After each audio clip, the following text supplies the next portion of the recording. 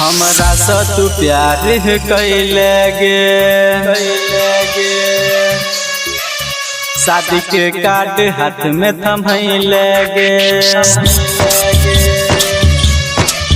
हमरा से तू प्यार कैले गे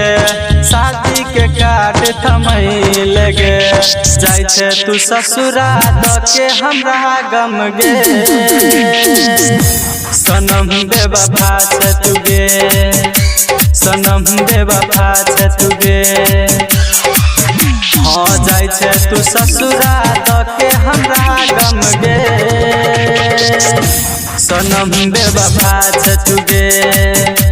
सनम बेवफा छे तू गे।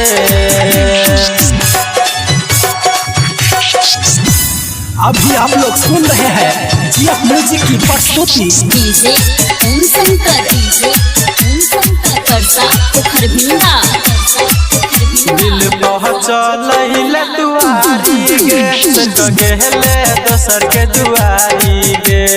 गेले दोसर के दुआरी गे दिल पहुँचले दुआरी गे छोड़ के गेले दोसर के दुआरी गे बचपन के सहने खैले कसम चले गे सनम बेवफा छे तू गे सनम बेवफा छे तू गे।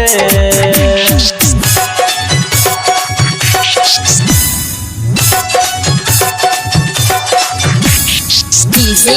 ओम शंकर परसा खरबिंदा तोहरा ही डर लालू मुखिया गे छीन लेल हमर तू खुशिया गे हमर तू खुशिया गे तोहरा ही डर लालू मुखिया गे छीन लेल हमर तू खुशिया गे परमेश्वर दीवाना के जइहे खत्म कक गे सनम बेवफा छे तू गे सनम बेवफा छे तू गे हमरा से तू प्यार कैले गे शादी के कार्ड हाथ में थमैले गे हमरा से तू प्यार